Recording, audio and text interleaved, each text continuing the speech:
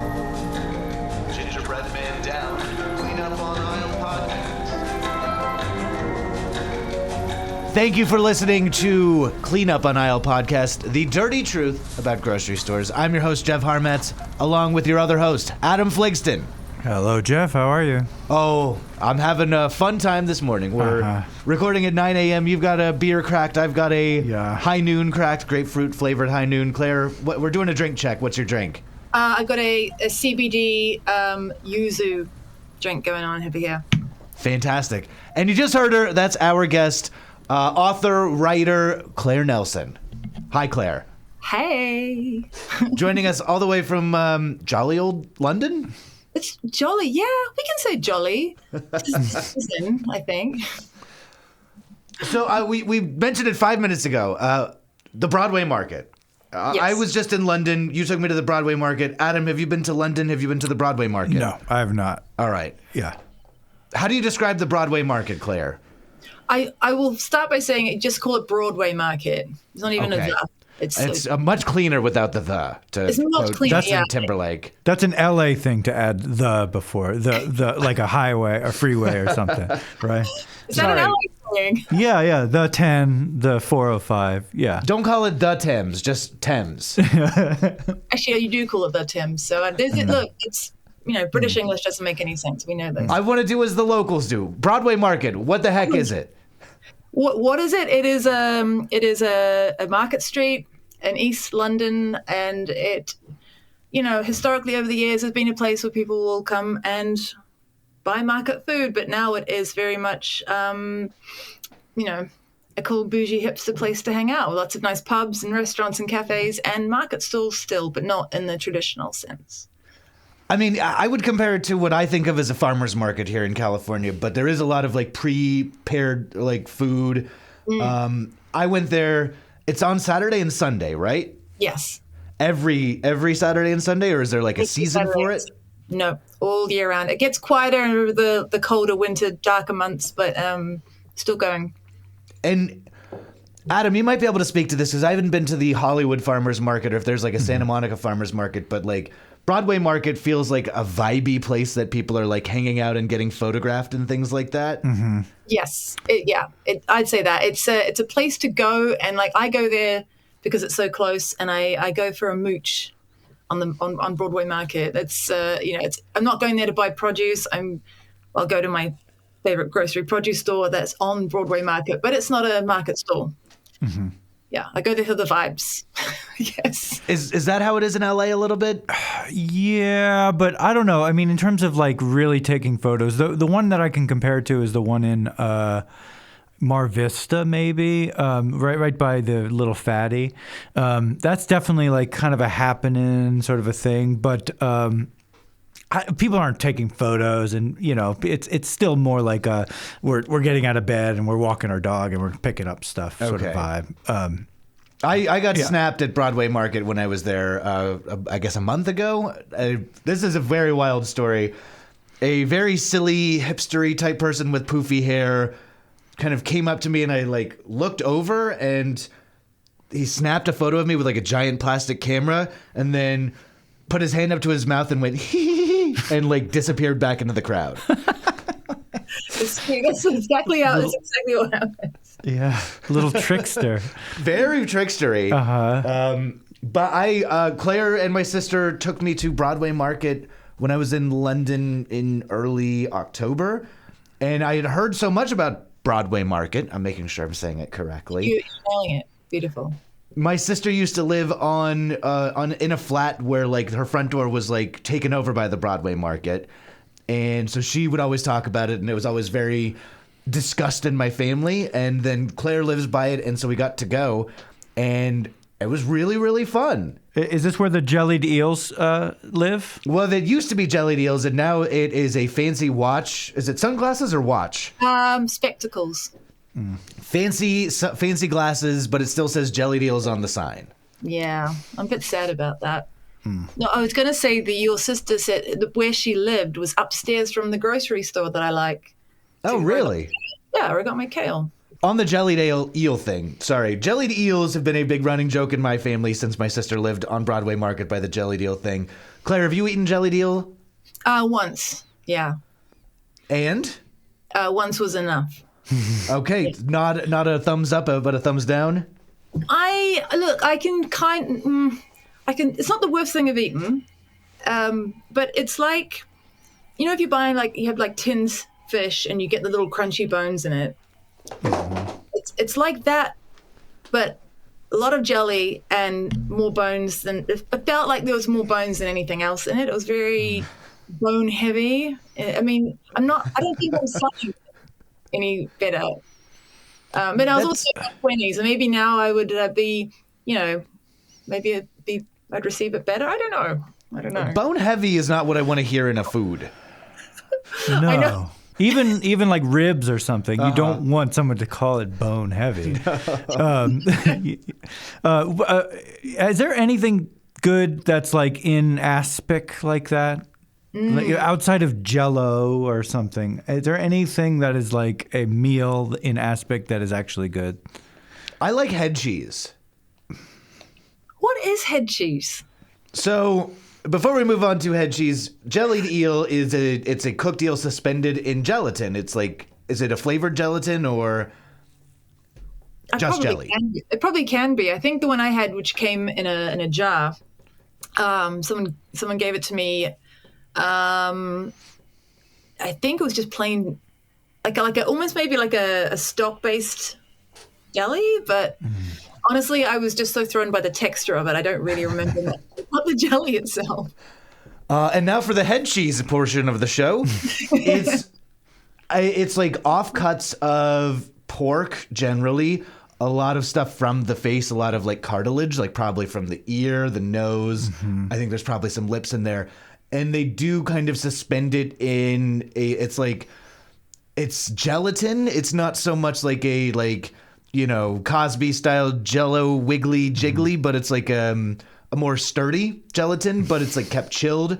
So you make the loaf and then you slice it, and it's really good. Cold coming right out of the fridge? Typically, yeah, it's not served hot. It would melt, like the jelly would kind of melt, or the gelatin would melt. Like it's on banh mi's, like it's very French and also, you know, Vietnamese as part of that colonization thing. Boy. I had some... it was tripe head cheese. Like it was like a head cheese but made with tripe when I was in Paris last. And she warned us about it. She brought it out on part of a charcuterie board and was like, this one's a little funky, so be careful with this one. And when you say really good, like what is it? What is satisfying about it? Because I'm struggling with. I this like the taste of it. The texture can be a little challenging. It's definitely a like an advanced charcuterie kind of thing. But I've had really good head cheeses. I mean, I love it on a banh mi. I love it when it's done well on a charcuterie board. Like put it on a little toast with some butter or something. It's pretty good. So it's like a terrine. Yeah, exactly. Okay. And it also sounds a little bit like, have you had a British pork pie? I Like think a pork pie? I don't know if I've had a pork pie. Okay. So I've seen them on British Bake Off. Do you know what I mean? It's like the cold, you have it like a cold cut type thing, but it's like small, very sturdy, like lard-based suet pastry, very thick. And then inside it, you have this kind of terrine type pork meat situation. But there's also like a layer of jelly in it, on the like, traditional ones. And when you have it cold, so you kind of have the slice with the hard, like lardy pastry, and then the pork, and then the kind of fatty jelly. Very nutritious, Exactly. very low calorie. So, Claire, correct me if I'm wrong. New Zealand is was part of the Commonwealth. Is that right? Yeah, correct. It is still part of the Commonwealth. Yeah. And so, did any of these sort of traditional British dishes sort of circulate into your life growing up? Yeah, I mean, it's funny because some things were very, very British, that kind of like suet pudding, semolina pudding. A lot of the baking stuff kind of trickled into, New Zealand like traditions. But things, and then there's things that completely surprised me when I moved here like 20 years ago, things like the pork pie, because in New Zealand a meat pie is a very different thing. And I know that over in the US you guys aren't really into the meat pies, you're all about the fruit pies, but in New Zealand, Meat pies are like coming around a little bit. Pot but- pies. Yeah, chicken pot pie was always the big one we've had, but like you're seeing more meat pies on menus a little bit here and there. What's the one where they put like potatoes on top? It's like, oh, anyway. Whatever. Are you talking about the one where it's like half is dessert and half is savory? No, I'm not. That's a Cornwall pie? Anyway, I'll look it up. I know what that is. Shepherd's pie. Shepherd's pie, yeah. Well, again, that's not a real pie. That's a casserole with a lid. So Right, yeah. you get into a whole cultural divide on what a pie what constitutes a pie in the UK. But in New Zealand, a pie, and in Australia, like you get the pastry meat pie. It's like a unit all of its own, and it's a single serve meal. It's perfect, and and over here it's more like you'll get like a casserole with a pastry lid, and they'll call it a pie, and it's disgraceful. It's really So this is the Commonwealth version of is a hot dog a sandwich? Exactly. Yeah. yes. It's a hill that many of us will die on. How often, I mean, I don't want to dig too deep into your diet. Obviously, you eat well. You've got some kale you're doing for dinner. But, like, is a meat pie from a pub, is that like a once a week thing, a once a month thing, a once a year thing? It's a once a year thing, but it has to be like my ideal now, like in the UK. So in New Zealand, you'd eat a pie like on the go. If you're driving somewhere, you get a service station pie. So you go to what you call a gas station, you get yourself a pie out of the warmer, it's wrapped in plastic, you eat it, it's mwah. But yeah, if you're going to get a pie, it tends to be more of a sit down in a pub and eat it. And for me, that would be sort of, if you're going out like in the countryside for a walk, like a big day hike, and then you come back to the pub and you're like, I want the pie and mash. And that's the British thing. So you have the pie served on a plate with gravy and a side of mashed potato. And that would be like once a year, twice a year, but that's a special occasion thing. What about rarebit? What is rarebit? Is that just cheese on bread? It's basically Welsh fondue. I've made it a lot, but if you could probably speak more to it than I could, Claire. I've never made it. I've had it many times, but you've actually made it. So Yeah, it's I mean, it's notorious from the Winsor McKay comics from back in the day, Dreams of the Rarebit Fiend, where a guy has a nightmare, and then at the end of the page, the guy or gals can be rarebit fiends too. They wake up and like, oh, I shouldn't have had all that cheese last night. But it's literally a Welsh dish that is like, it's fondue, but with like stout beer. It's, English cheese. You dip it. Yeah, it's like a cheese sauce that you kind of dip toast into it or spread on the toast. Got it. yeah, I was going to say traditionally I've only ever known it to be spread on toast. So it's like a slightly boozy umami cheese on toast. It's pretty good. Really easy to make if that's something you're into. Like, it's just a lot of stirring. So To get the right consistency. I think I made some last Halloween. We had some people over to watch The Wicker Man, and I made rarebit for everybody. So I like the idea of dipping toast into the rarebit. I've never known it to be served that way. I've definitely spread it on the toast as well, but it's probably a bastardization to be like dipping the toast into it. Oh no, I'm into it. I'm into dipping foods into other foods very much. Since we're talking about English food, I didn't know we'd go this way, but Claire, you worked for many years as a food writer for a British food magazine, right? So an editor and writer, yes. The Jamie Oliver's magazine. What was the most shocking thing? You grew up in New Zealand and you came to London. What was the most shocking thing about British food that you discovered while eating or working in the industry? Good question. I mean, I was thinking about this recently because it's we're coming up to the holidays, but I find the British tradition, like Christmas food in the UK, people are very, very stuck in the traditions about it, and yet it's food that don't really seem to like, and that's what I don't understand. So every year I'd be like, hey, why don't we do like an Antipodean Christmas menu or something, or like around the world and different like cultures, and everyone's like, no, we must have a roast turkey with Brussels sprouts, and we must have like a Christmas pudding and mince pies. And these are foods that traditionally are very divisive. People don't cook turkey all year round. People don't go, I really feel like some turkey this weekend. And Brussels sprouts, we all know it's kind of like a love or hate thing. And then same with mincemeat, like the fruit mincemeat and Christmas puddings. And I'm like, you don't have to eat that stuff. You can eat nice things, especially like it's a holiday, it's a celebration. That to me is baffling. And every year I'm reminded how stringent they are about that here.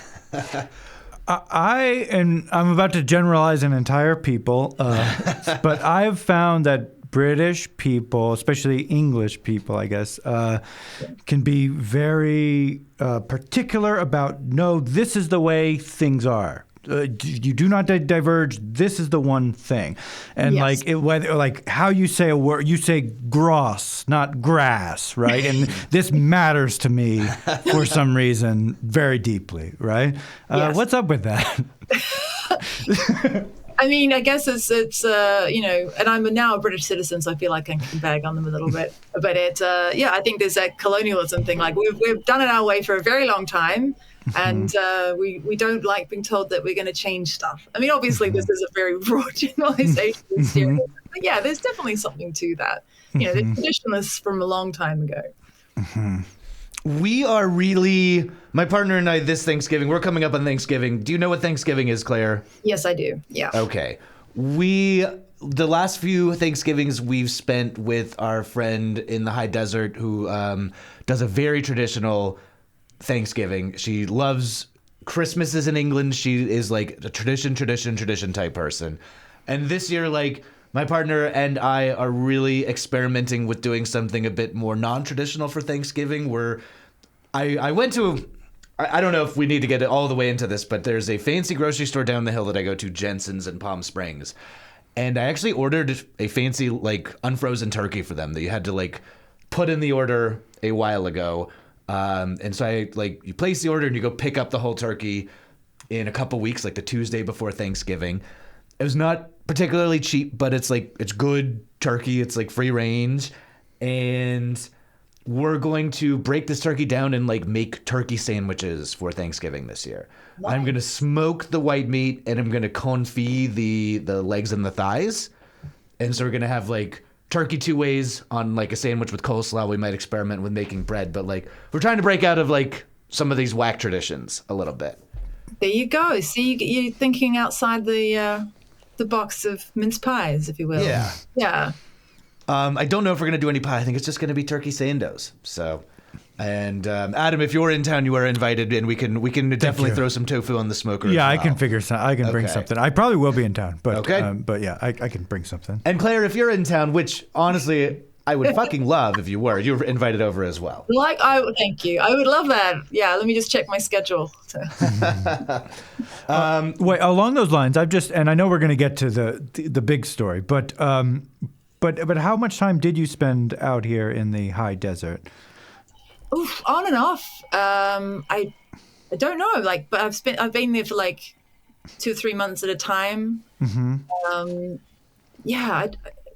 I don't like to come for a short time because I love it out there very much and seeing the people out there. But yeah, I don't know. I've been there several times now, and I try and I think the longest period I was there was probably 4 months.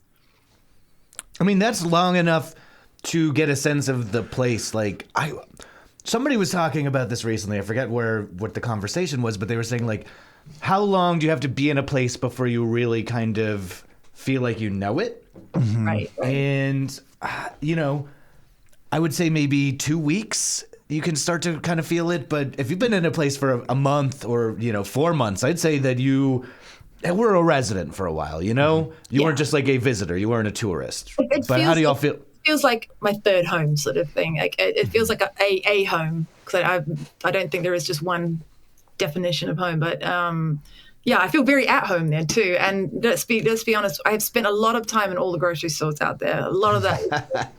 So it's been a good cultural education. Maybe this is a great time to ask. So you grew up where in New Zealand? I grew up in Wellington, which is the capital, and that's in the bottom of the North Island, so right in the middle. And what was your early grocery store going like with your family, with your mom, your dad? What was that like? Well, I can't really remember too much, but my first ever job was in a supermarket, and it was an iconic supermarket called Big Fresh. Great name. Right, and so I think it was. That should be my nickname. People should call me Big Fresh. You can't will that upon yourself. Jeff Big Fresh hot guys, nuts. You have to earn If I that. calling you that would make me bring a lot of joy. That would really tickle me. So Big Fresh was like this revolutionary sort of supermarket. There were a few of them around the country, and they all had these like. They wanted to sort of take the farmers market experience because, like, we're talking like 80s and 90s. Like, there wasn't really like, fresh produce available widely. New Zealand's a very, like limited island.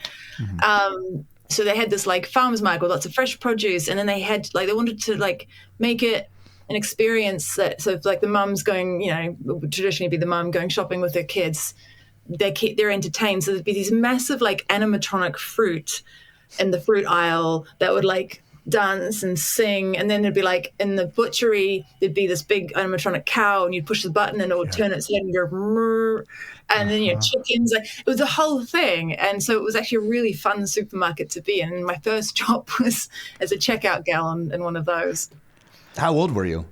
14, 15. So when you say checkout girl, it's definitely like you were a young female lady. So Yes, I was still in high school, and I had a little badge. I remember it was like Big Fresh, and it was like, Claire, ask me, I like to help. It always stayed with me. I want to just take a second to bemoan the absence of animatronics these days. They used to be all over the place, and there's no technological reason why we shouldn't have animatronics anymore, except maybe LED screens are just cheaper now. absolutely. Yeah, absolutely Sad. is cheaper, or absolutely isn't. We should bring back animatronics. I don't think we should bring back I animatronics think we because they freak me 100%. out. We should have them everywhere we look. I will say they are freaky. Yeah, did they freak you out when you like have to hear the cow like turn its head and moo every 25 minutes? Yes, yeah, they did. But I kind of still loved it. Do you ever like wake up in a cold sweat fearing the animatronic cow is right behind you about to moo? No, but I spent years trying to block it out of my psyche. But they closed them down in 2000 and I think 2002 or something like that. So they don't exist anymore. Spending too much maintaining animatronic cows. Probably. That's Well, no, a New Zealand lost has art. New Zealand has a duopoly with it's a real problem with the supermarkets over there that there's really only two big companies that own all the supermarkets. And there's only three like major nationwide supermarkets anyway owned by these two big groups. Interesting. How did you like that job? Did you enjoy the work? I think so. I mean, it was my first job, so I had nothing to compare it to. I didn't always love it. Some days I did. I liked when I had to do stocking shelves. I didn't have to talk to people. But some days I was in the mood to talk to people. It was fine. It was a job. And again, you can speak to this more than I could, but like 14 years old, especially for a young girl, but like I don't think I would have the wherewithal to be a like customer facing person at 14. Like when I think of 14-year-olds working in a grocery store, it's like shove them in the back, let them be nasty and like Pick not up nice. carts or something. Yeah, but putting the 14-year-old like right up front, like I don't know if I could have dealt with that when I was 14. Well, I don't think I could do it now. It's like almost 30 years on. I'm like, I wouldn't want to do that. But, I needed to have some money, and it was an after-school job. So, and Sundays. I remember being there when Diana died. And so when people were like, where were you when you heard about Diana? I was like, I was on a Sunday shift. And this little old lady came onto the checkout and was buying things, and she was just talking at me. And I remember this, like, because her eyes were really blue, and she just sort of talked and talked, and she was talking about Diana and Princess Diana. She's been in an accident. She might die, and isn't that terrible? Blah blah blah. And then suddenly she was gone again. She paid, but then she was gone. And I thought, oh, that's strange. And I sort of thought maybe she's a bit crazy. And then got home, and my mum was watching TV, and she's like, yeah, Princess Diana's died. And so it was like, oh, so that's one of the overriding memories of that job. I was on a cruise ship when we found out. Really? Yeah, Really? and there wasn't really television on cruise ships. I don't. Maybe that's changed, in the last 25 years. But like, there's like 2 TVs, and the whole cruise ship was like crowded around like the TV and like the sports bar or whatever to like watch it and stuff. So, where were you, Adam? I do not remember at all. Although I did take a trip to Europe with my parents for the funeral, and I remember that. Really? Yeah. Specifically for it? No. Okay. We just happened to coincide at that time, but I remember it was being on all the TVs. Yeah. Wow. Yeah, it would have been mad to be like in this part of the world at the time, I'm sure. Yeah, we were in France, so yeah. Well, that's where it happened. That's Yeah. like Yeah, you're right. Yeah. I just went through the tunnel when I was in Paris last. We were going from Versailles to a restaurant, and my partner was in the backseat of the cab, and she's like, "This is the tunnel, Jeff." So. is there anything that like would tell you if you didn't know? No, it looks like it's. So I'm a big Crown watcher, so I've like seen the episodes of The Crown pretty recently. And I went through this tunnel. I'm like, is this the tunnel? Maybe they all look the same, like all these tunnels, like on. I think it's like the east side of the Seine River. And then my partner was like, "Oh no, this is the tunnel." And there was no markers. It's not a pedestrian tunnel, so like, I think if you were to put up markers or a sign or a mural or flowers, even like, people would stop in what is supposed to be like a high traffic vehicle only tunnel. Right. So I don't believe there was any kind of marker. That's probably sensible. Yes. Yeah. So did working in a grocery store change your opinion of how grocery stores work? Like, you're like, I fucking hate grocery stores now, or?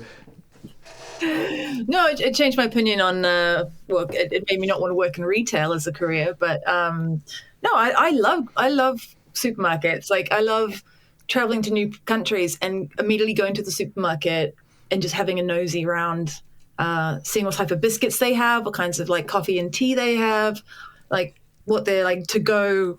Like deli foods are. It's such a great way to kind of explore a place. When you moved to London, how did you find UK grocery stores different from New Zealand grocery stores? To me, everything seemed really cheap, which at the time I was like, it's only because like, I think it was the conversion rate from New Zealand dollars to pounds was like 3 to 1. So, $3 is £1 and all that. So everything seemed so much cheaper.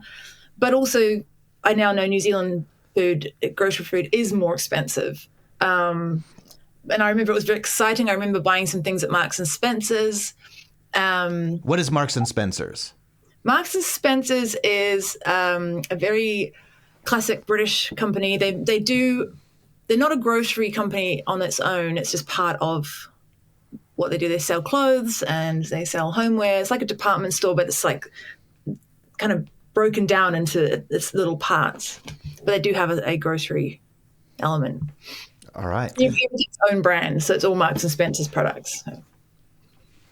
Is there any produce that is easily grown in New Zealand and relatively cheap or affordable? Yeah, it's a good question. I mean, the thing is, it's a country that's built on agriculture and dairy farming. Okay. So But they export so much of their produce because that's where they obviously, build the economy. But I think just on like a day to day, if you're just going to the supermarket to get some vegetables and things, it is crazy expensive. Partly because of that duopoly situation, and partly just because of like getting products in that aren't grown in New Zealand or made there. I mean, my partner is Australian, and I know they got to bring in not everything. Like, they obviously have like a lot of lamb and beef in Australia, but a lot of the sillier products are all brought in, and they can be pricier. Your novelties, I suppose. Yeah. So lamb, beef, goat, and stuff like that. Yeah. Easy, but okay. Like cheese, like you think cheese would be cheaper, like New Zealand cheese would be cheaper there, and it's sort of, I guess New Zealand cheese is. But like if you had a block of like a 400 gram block of cheddar that in the UK that was made here and it's just like a home, supermarket brand, it would be probably like £3.50, which is probably about $8 New Zealand. Whereas the same cheese made in New Zealand, supermarket brand, same size, would probably be like $12. It's a sizable jump, and it seems that sort of spread across all products. Yeah. So, did your work in like food magazines, did that inform any of your approach to shopping in grocery stores? Like, was that part of it at all when you were in London?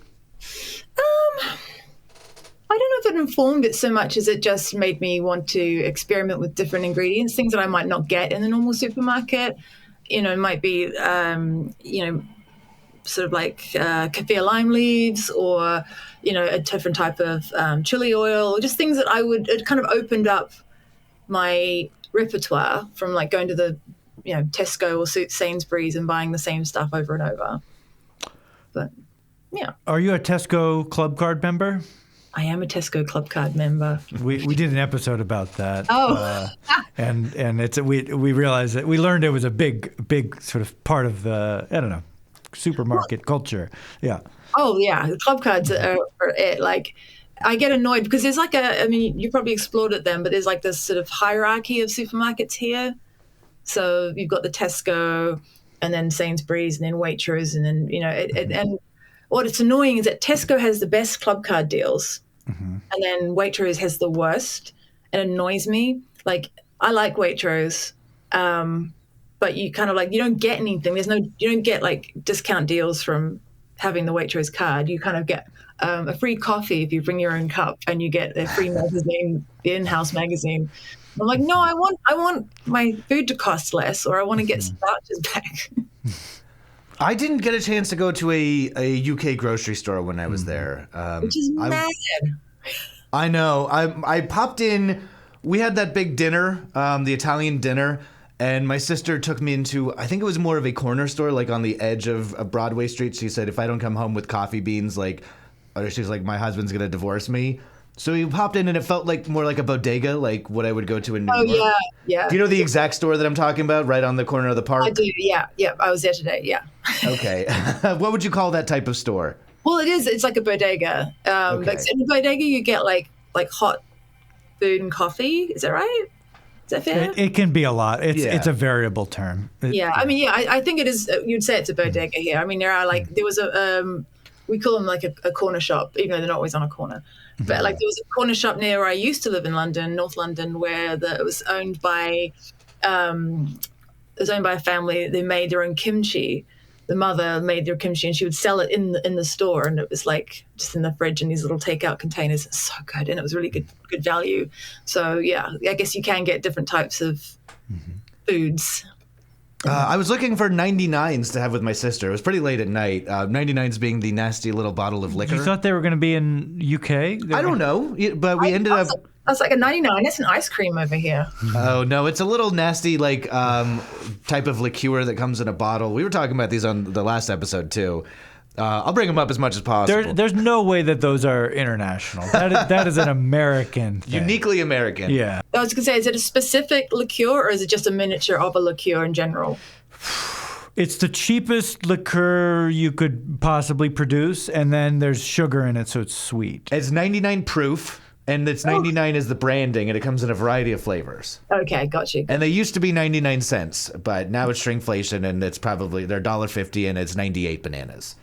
So, but my sister's like, we do not have that in the UK. She got us some little Absolute vodka shots so that we could be dirtbags and drink those in the park. So, yeah, perfect. You'd go and you'd ask for like a miniature. That's what I'd call it. And yeah, but I've never seen a 99 before. Next time you visit. Well, if I did, I don't think I'd ever feel inclined to order one. But with you, Jeff, you'll have to introduce me to that. All right, we'll see if we can get a 99 eel jelly deal going on. I'll bring over some jelly deals next time and trade you for 99. I thought about bringing jelly deals back. We passed a jelly deal shop that was active, and my sister was like, I would actually prefer it if you didn't go in. I don't want to be outside of it. I don't want to wait for you outside of it. I don't want you buying them and bringing them around. So I didn't end up getting any jelly deals. Oh. But you could have gotten canned or something like that, tinned. My sister said they don't do canned or tinned, but you said you had a jarred one? Yeah. I should have tried a little harder. Well, let's next time. Yes. Jelly deals have been sticking around for a long time. They won't run out. We did go to, it wasn't quite it was bigger than a corner store, but it was not a chain grocery store. It's in the neighborhood that my sister lives in, Clapton.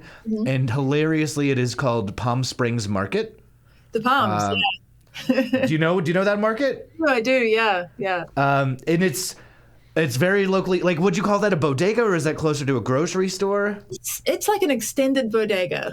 My sister buys a lot of her stuff there. She tries to shop, like, keep it in the neighborhood as much as possible. She knows the owners, and, like, if she wants something, she'll go in and say, hey, can you get this for me? And just very ironic, like, where we are in Joshua Tree, where Palm Springs is the major metropolitan area that we live near. And to travel all the way to England and then go to the Palm Springs market was a bit of a hoot for me. So When I was in Germany, there was like the cool clothing was basically like a bunch of Southern California towns, like on a shirt. So it'd be like Santa Barbara, and that was like a cool shirt that like hip young people would wear. That's the same here. I see it all the time. And it's like, oh, but I couldn't wear that if I went to California. 'Cause that would be, so. we should make those shirts, but with, like, and I'm going to be very pejorative here, the shitty California towns, like Bakersfield, Fresno, Davis, like. Ojai, yeah. Yeah. Ojai's pretty hip, but, Palmdale. Ukaipa, yeah. Banning. So Claire, when you were traveling, you've been through Canada and America, and I feel like a lot more places, but how do North American grocery stores compare to what you grew up with and what you lived with in London? Everything's bigger. It's so much bigger. And I mean, it's like you go anywhere and like I'm excited by all the products that are not familiar to me there. Like I got very excited about the range of potato chips and potato chip adjacent snacks. And I mean, there's things like in Canada and in the US when I was there, it's like cereal freaks me out because it's all flavored. Everything's flavored. I was like, I just want some like plain nutty granola. And it's like, you must have chocolate in it. No, it must be like maple syrup flavored. I'm like, I don't want that in the morning. So there's things like that I'm really curious about. But I also loved, like, you could go, I mean, I kind of loved going to places like Walmart. And I'm like, I can get my groceries and I can buy a shirt. Like, this is great. And a car battery and 7 light bulbs. And yeah, I can go buy my, pharmaceuticals and everything. And like, wow, this is amazing. Like the closest you have here is like you'd call it like a big Tesco, which is you only get out in like the suburbs, and it's got like you can buy a side table, and then you can go and buy some grapes and and some jeans. But it's not as exciting. Why it's not as exciting as a Walmart? You gotta give it. It's always that change of perspective. Like for us, or for me at least, I'll say like. Sometimes you have to go to the Walmart and I'm like, I got to steel myself. I got to brace for this. This is going to be like a nightmare experience. But for somebody who didn't grow up going to Walmarts, it's totally a delight to do that. Yeah. I mean, it was the first time I went to Walmart where they had a gun section. That was definitely a culture shock. But our one in Yucca Valley. No, it wasn't. It was, I can't remember where it was, but yeah. If there's a gun section in our local Walmart, I've never seen it, and I can't even picture where it would be. No, but if you said it did, I would say sure. I would believe you.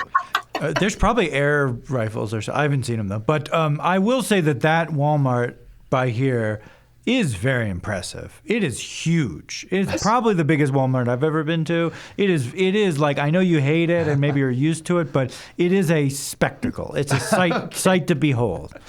Yeah. No, but we do it big here in U.S. America.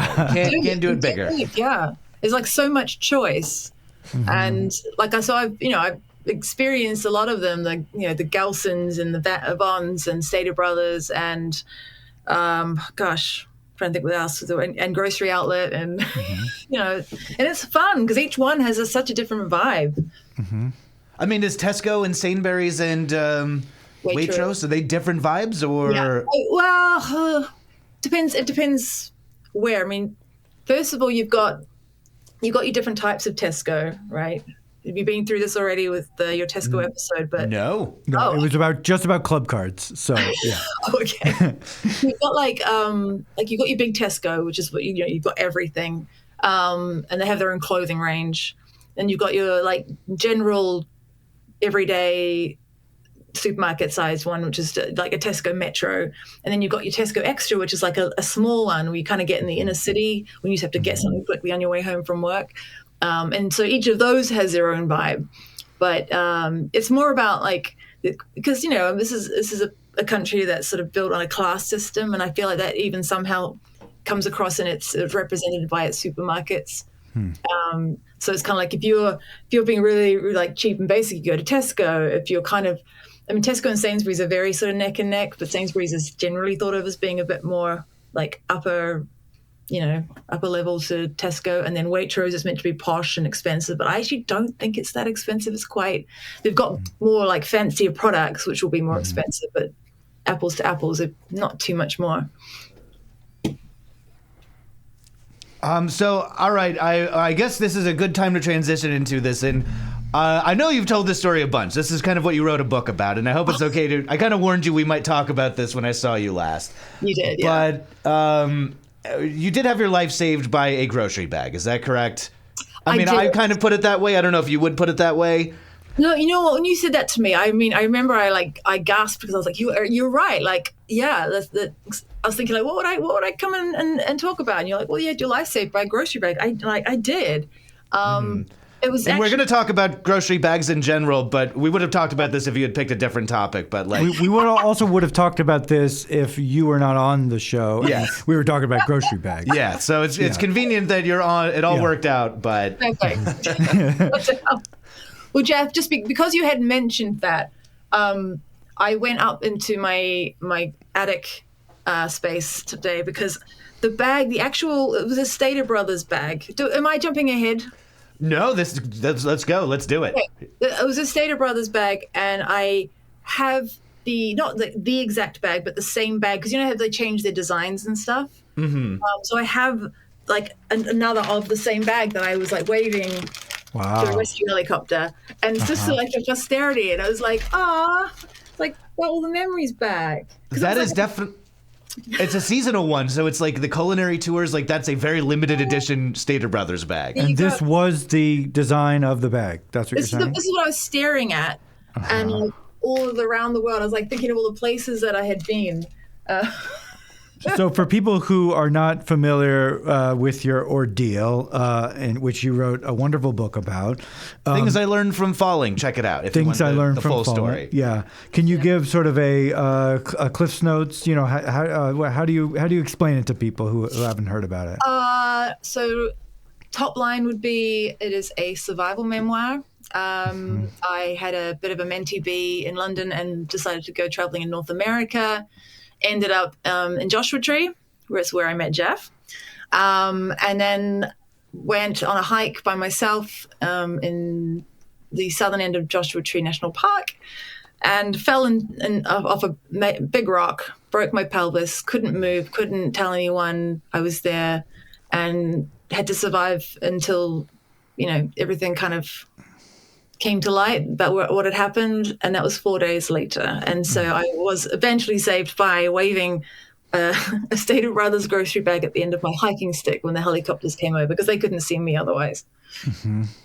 So it is like the big white bag blowing, or not blowing, but like in a waving pattern that you notified the helicopters. They came down and rescued you, and here you are. You're alive, which is we're very happy about. Me too. So I guess just real quick, like, why did you have the Stater Brothers grocery bag with you when you were hiking? I was going on a day hike, so I was just like, well, I'm just going to chuck some stuff in a bag. And I had like I don't know, I just had like a little backpack and then chucked my lunch and stuff into a plastic bag. I just grabbed things that seemed like they might be useful for the day. And a plastic bag is useful, potentially. In this case, definitely. But so I just had a plastic bag. I'd been to Stater Brothers, bought some stuff for the day, just chucked it in there, and then put that all in the backpack. So I had it there, and it was. I also had like a paper map, but that was a lot harder to attach to the hiking stick because it rips and it's very lightweight. But you can stretch and pull on that thick plastic.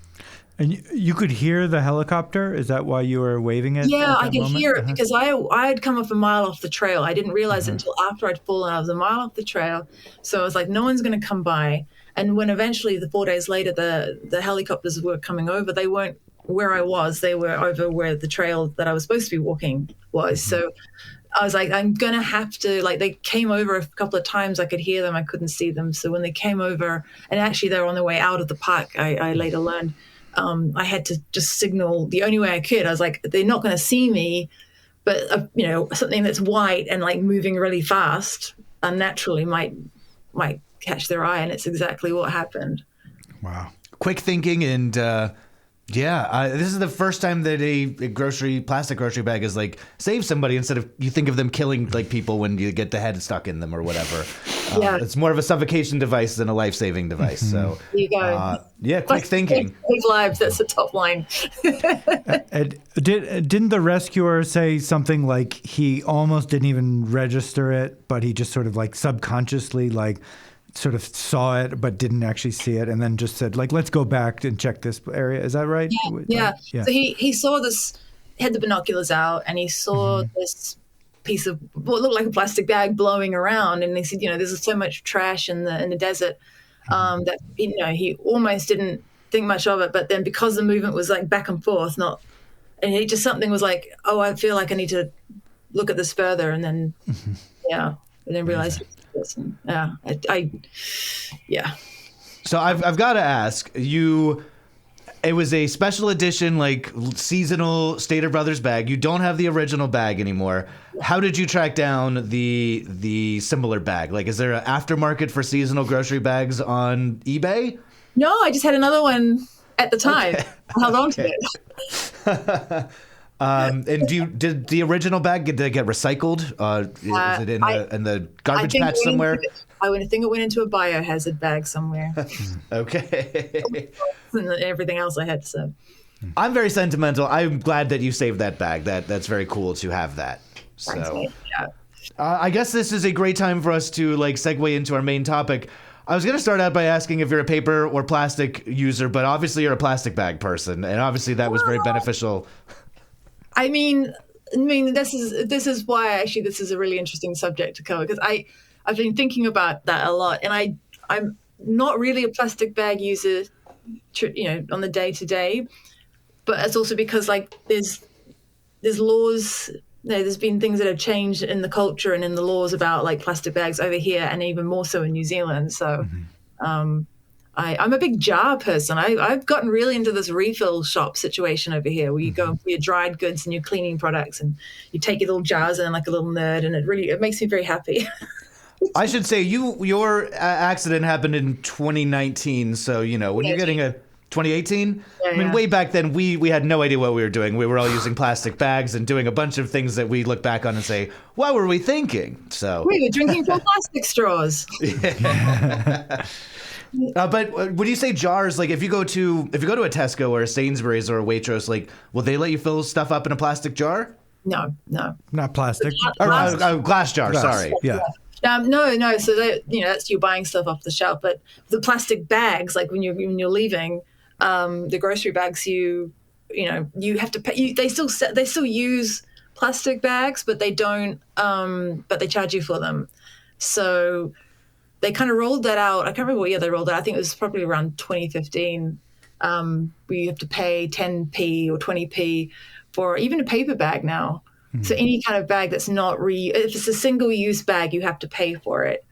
And that has, I think, cut back on the use of plastic bags. And you get like the reusable plastic bags. You can buy this for £1 and then you can come back and use it again.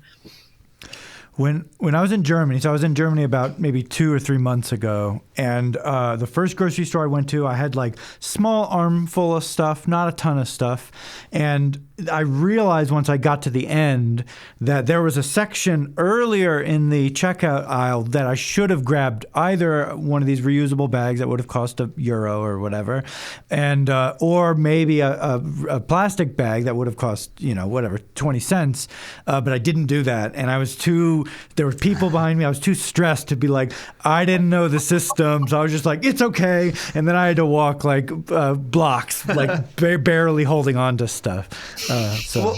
Yeah. When we were in Paris, our friend who was French, she lives in California, but she's French and was there with us also.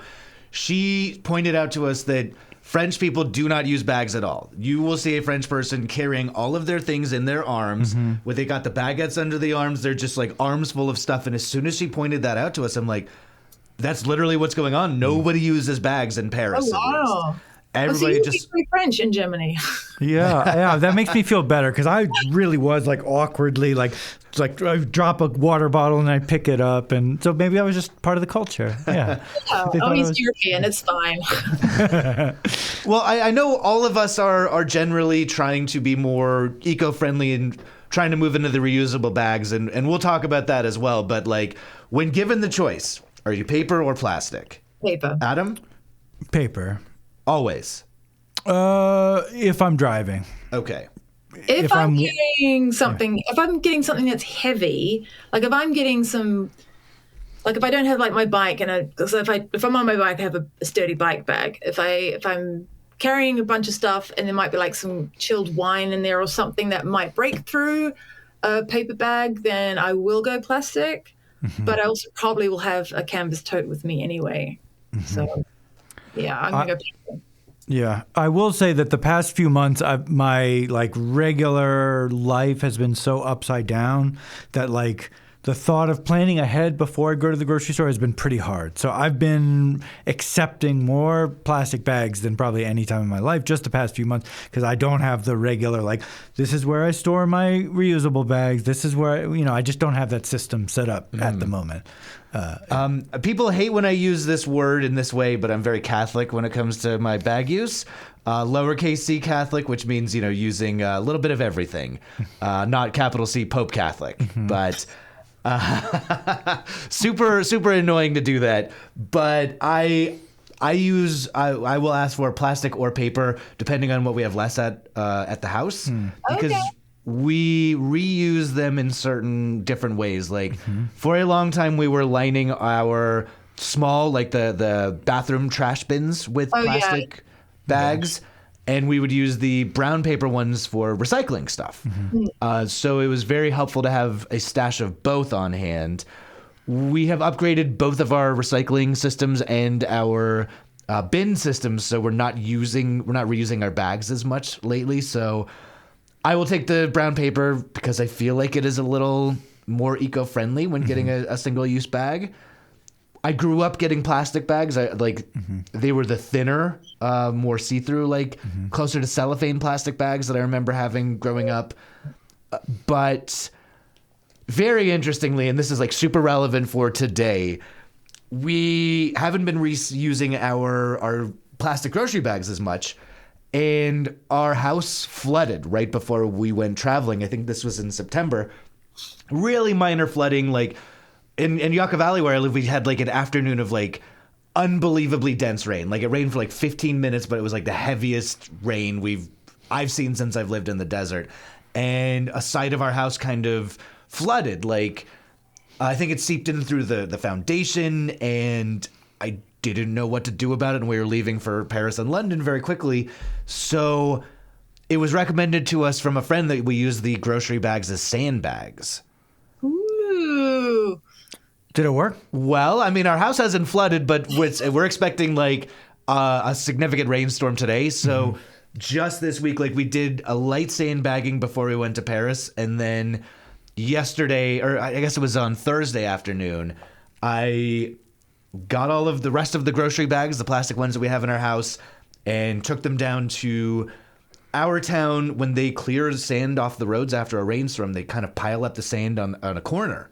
Okay. And you're not legally allowed to take it because they don't want to be liable for it, but everybody uses that sand for their sandbags. So I pulled up my car with a trunk full of grocery bags and started filling up sandbags and lining them up on the side of our house. And I did about 90 minutes of that, and I'm hoping that will be sufficient. When did you do that? On Thursday. Okay. So just 2 days ago from when we're recording this. Okay. And So once plastic bags save lives. I mean, once again, You think of them as the silent child killer when the kid gets the head stuck into it, but They can be both. I was gonna ask this to everybody. We're talking about the class system of grocery stores. So I'm lowercase c Catholic when it comes to shopping. I go to all the grocery stores, and I've got your grocery outlet and your Stater Brothers and your Vons and even your Jensen's and your Gelson's bags. So I've got like a pretty full like the class rainbow or the fancy scale rainbow of sandbags in front of my house. Should I have like not used like am I more of a target for robberies because I've got Gelson's bags and Jensen's bags, like high-end grocery chain bags in front of my house as sandbags? No. I don't. You confuse people because you have a mix. They don't really know. You know, is that just that you have some of those? Yeah, I mean, I guess if I was really fancy, I'd have like actual, name brand sandbags, like Sandbag Co. Then you'd be a probably, target. Yeah, you probably burying the lead here. It's like, oh, actually, this guy can't even afford real sandbags. He's got to use grocery bags. So let's just go past his place. Should we get into the history? Yeah, let's do some of the history of both types of bags. Yeah. I mean, obviously, brown paper bags predate plastic bags, right? Yes. I've got 1853. Yeah. Invented by James Baldwin, a papermaker of Birmingham and Kings Norton in England. Huh. That's not at all what I had. Where'd you get that, Jeff? From the Wikipedia of paper bag. But that's not what I read in the Wikipedia. What do you see? I read 1852, Francis Wolfe, an American school teacher. Okay, I did see some of the Francis Wolfe stuff as well. So I think I think he maybe patented it in oh no, you're totally right. I missed a section of my thing. Okay. Sorry about that. No, it's okay. I'll leave it in, but I'll say scratch that out of the podcast, but you could totally leave that in. Okay. Yeah, I mean they're similar things, but yes. but similar times. But I guess I am the least patriotic person in the world, but I remembered it being an American person, a school teacher. So Okay. And then in 1871, Margaret E. Knight created the machine to produce flat bottom paper bags, which is what we sort of known to. They were more like envelopes, right? Before Margaret E. Knight kind of perfected them. Well, yes, but the ones that we know, they weren't even exactly the ones that, because then there was another guy who basically invented the type of folding that we know today. Yeah. But did you see the controversy with not that Margaret Knight was controversial, but I don't know if it is. She was the one that patented it's the machine that makes the thing. And I have her whole biography. She's really interesting. She was like a female inventor at a time where that was not a thing that women were allowed to do. And she was like a super inventor. Like I've got her list of patents let's hear it. around here, but it's just dozens and dozens of patents, like a lifelong inventor. So her big one was this plastic bag machine, and some doofusy male inventor showed up at the factory and then patented it, like stole it from her essentially. Fuck. And he's like, they were saying that like women would submit a patent, they wouldn't use their like full name, they'd use like the J.K. Rowling thing where it's like, oh, it's the first initials, so you don't know the gender. And she was very like, I'm Margaret, I'm a woman, this is my invention. So this guy stole her invention of this paper bag machine, and she actually like filed I guess claims, or like I don't know if it was quite a lawsuit, but she spent a sizable amount of money for the time to have his patent overturned and have him be like, oh no, this guy stole it. And so she got it back and like fighting the patriarchy through inventing plastic bag machines. Nice. Fighting the patriarchy, destroying the planet, but still a picture of women, and I'm here for it. Well, like, did you have more about the paper bag? Because I think that as optimistic as the invention of the paper bag is, so is the plastic bag invention equally pessimistic. Like, really, like a drag and a dire time for planet Earth. What did you find? I have it dating back to like the 50s. Is that where you saw? Yeah, it was a Danish. Let me just get it. Swedish. Sten Thulin who invented what we even to this day they call the bag that we know, they call it a T-shirt bag because it looks like kind of like a wife beater or something like that if it's on a side. So so they still call An it A shirt, I think. What's that? An A shirt. A shirt. I think I guess that term is no good. So it's fine. It's well, it's colloquial. Yeah, it's a tank top. Yeah. But I didn't know that they were still called T-shirt. They even like industrial. They'll be like a T-shirt bag. Because I was looking up the sale of like bulk prices of them, I guess, and they kept calling them T-shirt bags, and I was like, maybe this is just what they're putting T-shirts in. So that's what I originally thought. Yeah. But it was. I have this article from Orion Magazine, which I found incredibly fascinating. This is by Rebecca Altman. I believe it was revised in 2024. But it talked about how people really liked the paper bag, and it was really pushed by like big plastic. Like it was post-war, and they had like all this like plastic in development, and they were trying to figure out how to like get people to buy all this plastic that they had, right?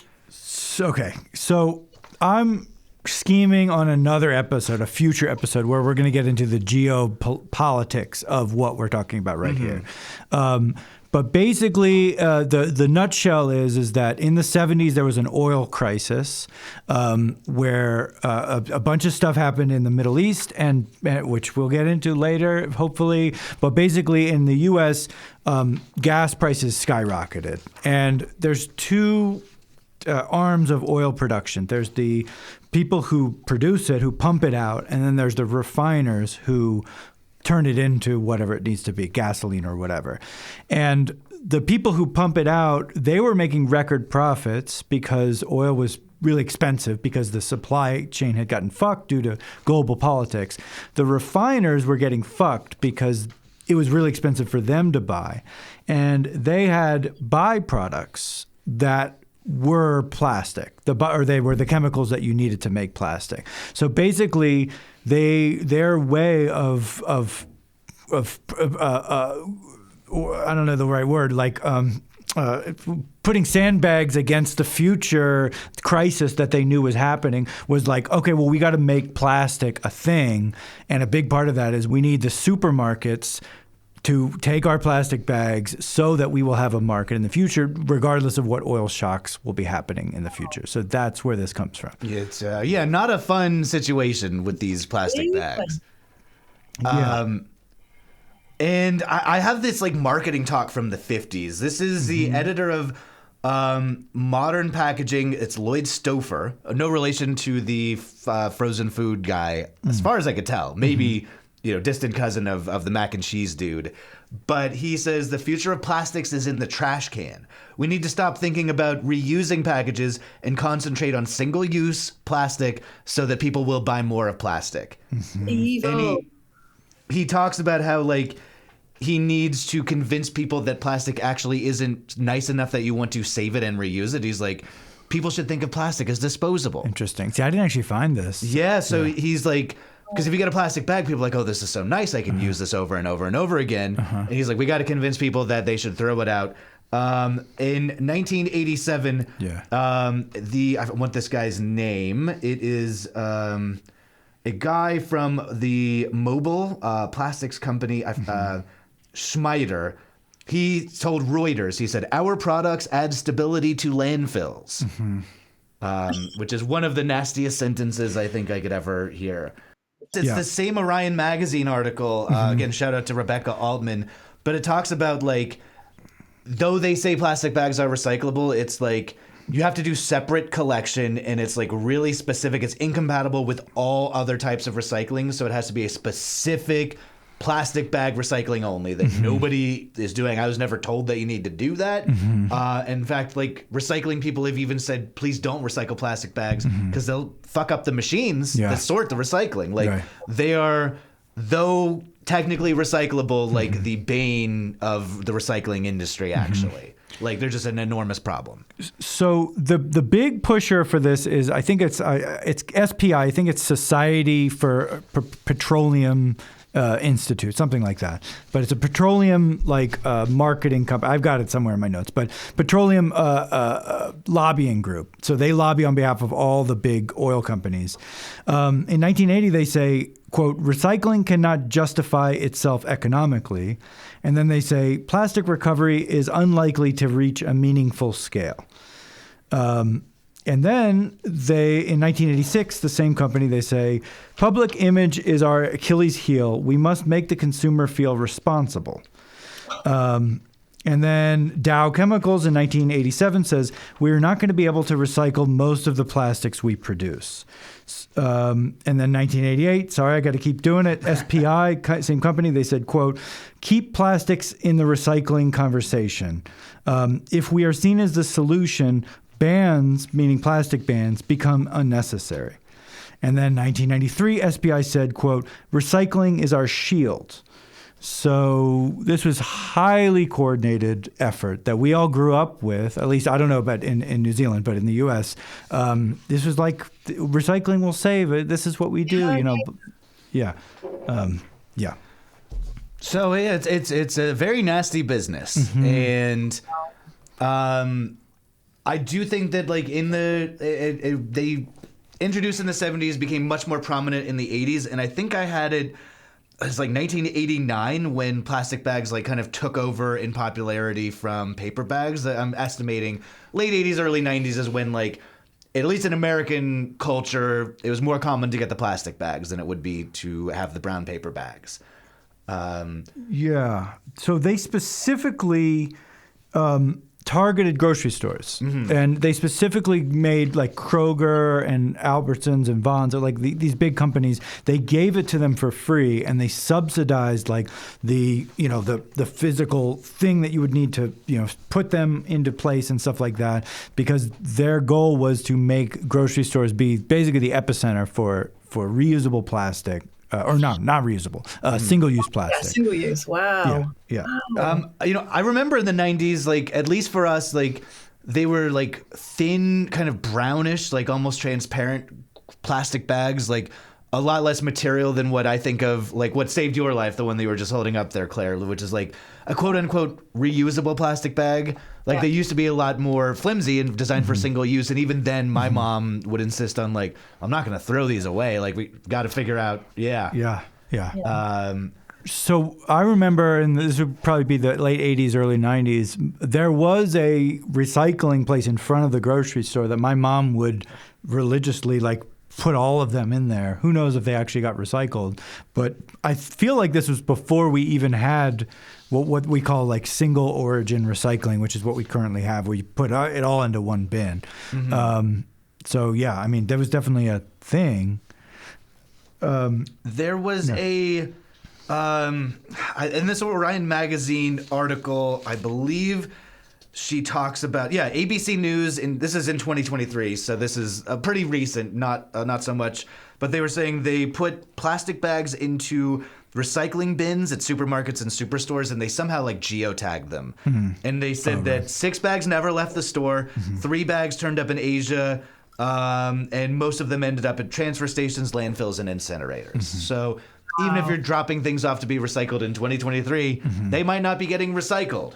So yeah. That 2023, Jeff, is actually, funnily enough, I think that's when they banned. New Zealand was the first country to ban plastic bags and single-use plastic, and that was 2023.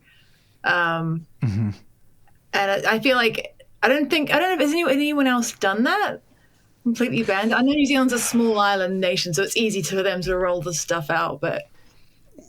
There's a lot of bans. So I guess the first step towards banning was like charging for the bags to try, like, I guess it's a bag deposit where if you give somebody 10 cents for the bag, then that encourages you to bring your own bags or to reuse the bag and think of that bag as like something that has value, to like untrain the consumer from what the plastics industry was trying to train them in, thinking of plastic as disposable.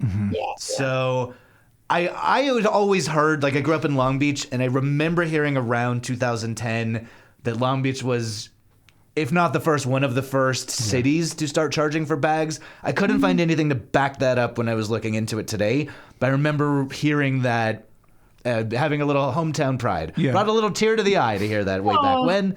Yeah, and that's basically what happened in California. Is like it would be specific towns or specific cities, and then they passed a law in the late 2010s that banned the flimsy ones from just grocery stores, drugstores, and one other type of store. So they're not a complete ban like New Zealand. It's just specific places that they can't use. Right. So it's just because you guys obviously still have the thicker plastic ones. Mm-hmm. Yeah. Well, not anymore in California, at least. Well, as Really? of this year, next year, Yeah. 2026, January this 1st, year. 2026. Okay. Yeah. It's a 2024 law. It was like voted in to eliminate all plastic bags, and it's going to start January 1st. But locally, like in the last few weeks, like when you go to not all the grocery stores, but when you go to Stater Brothers, it's Walmart. only paper now because they say we're not getting any new plastic bags in. And I don't think it's related to this, but there was a big lawsuit. Like the plastics companies were suing the state of California to try and keep this ban from taking effect. And I believe that just got settled in October of this year. Oh, Oh interesting. my gosh. Okay. October 17th, 2025, California Attorney General Rob Bonta announced the settlement between California and 4 large plastic bag manufacturers. And they are forced to pay $1.7 million in penalties for falsely claiming their products were recyclable. Interesting. Sure, that's a win, but $1.7 million is like That's nothing. literally nothing. Yeah. So I would love $1.7 million, but if you're a Sure. plastics manufacturer, that is nothing. Yeah. yeah. Anecdotally, on Facebook, Jeff, there's some local Facebook groups for this area, what's going on in Yucca Valley or whatever. I saw people complaining about the bags at Walmart. They're like, I hate these new bags. Well, I bring back plastic, kind of a thing. So, Well, I gotta say, and I would love to hear like what your take is on the bag situation in the UK as well, Claire. But I have noticed as a lowercase c Catholic bag user, when I get brown paper bags, they are like significantly worse than they used to be. I think that we are seeing the shrinkflation in brown paper bag production. I don't have any like special statistics for this, but like the handles are flimsier. They break a lot more. The bags feel lighter.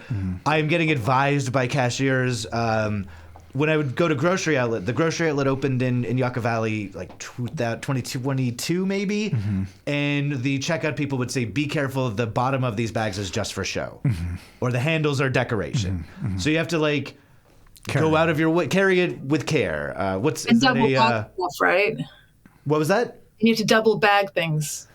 Yeah, but the bags just feel flimsier. The craft paper is like of a lighter gauge or weight or whatever, and the handle, like the glue, is flimsier, and it's just they're not as good as they used to be. yeah. And I feel like a old guy saying that. Well, okay, so this is when I should get into maybe some uncomfortable like facts, environmental facts. Is that a single-use plastic bag, just looking at the environmental impact of production, is far less like CO2 emissions than a paper bag or a reusable like cotton bag or something like that. So if you look at specific, and this is what they try to frame, they're right, but they try to say like, well, if you look at this zone, it's much better. But then if you, obviously if you look at the future impact in terms of like degradation, environmental degradation, and microplastics and stuff like that, it's a much different story. But they do say that if you're just looking at production and the CO2 use of production, you'd have to use the reusable bag something like 170 times in order for it to surpass the production of one single use. 170 times. Wow. Yeah. I mean, we got to all go back to the French style, just carrying arms full of shit around. So, but what are y'all using? I mean, everybody's trying to use reusable bags today, right? Yeah. Like, Yeah. Adam? Yes, when I was more settled, but since I've moved out here, I don't really have my system set up. I've got 2 bags that I can use, and I sometimes bring them, and I often forget to bring them. So I need to be better about this. I used to have a really, really good system. It takes a while to establish a system that works. But as you say, like planning ahead. Yeah. My partner, you both know her. She's very stylish. So she has been on the reusable bag train for a long time. She thinks that it is not good looking to carry plastic bags or brown paper bags. So she has like all of her reusable bags that have prints or are from bookshops that she likes or things like that. Her totes, she calls them. Yes. I'm trying to get in the habit. I'm trying to keep them in my car a little bit more because like I'm such a grocery store goer. I will pop in and out constantly, and if I don't have bags in my car, then I'm like, oh, I got to get a paper or a plastic bag. So I'm trying to be a bit more mindful about that. I would love to brag. We've talked about her on the show, but in Joshua Tree, there's a proprietor of vegan cheeses and meats, JT Vegan, who does a really great job out here, Janice. And she sells her mom's stitches, like reusable grocery store bags. And they're in like really fun patterns. So I've got a popsicle one. I've got the big one that I have is the potato one. She found like this potato print fabric and turned it into a grocery bag. And anytime I take it to the grocery store, the checkout person always remarks, I love this potato bag. And I get to say, they sell them. They're made locally. Go to the Joshua Tree Farmers Market. There was one dude who no longer works at the local grocery store, and I won't say which grocery store it is. But he loved my potato bag so much, anytime he would see me, he would shout out, potato bag, from across the store at me. And if I didn't have the potato bag, he'd say, where's your potato bag? And that got me in the habit of bringing the potato bag with me all the time. Sure, you're known for it. Interestingly, I was walking through town. I was going to a Mexican grocery store, and I was like walking through a neighborhood, and I heard shouted out of the house in Yucca Valley. He said, potato bag, out of the window of his house. That's where he lived. Oh, yeah. I didn't know that, and I just heard a guy shouting at me, potato bag. And I was like, what's going on? Why is somebody yelling at me right now? And then... so the next time I saw him at the store in the parking lot, he's like, hey, potato bag, you know where I live now? And I'm like, I guess I do. He's like, yeah, I built that house with my own 2 hands. And now you know where I live. You got to come over and do bong loads with me. And I did not go to his house to do bong loads, but I have seen him at parties since then. You've got now 2 new nicknames. You've got Potato Bag and Big Fresh. And maybe we can post a picture of the potato bag on our social media. Yeah. So Yeah, I need to see this potato bag. but what kind of reusable bags are you getting into, Claire?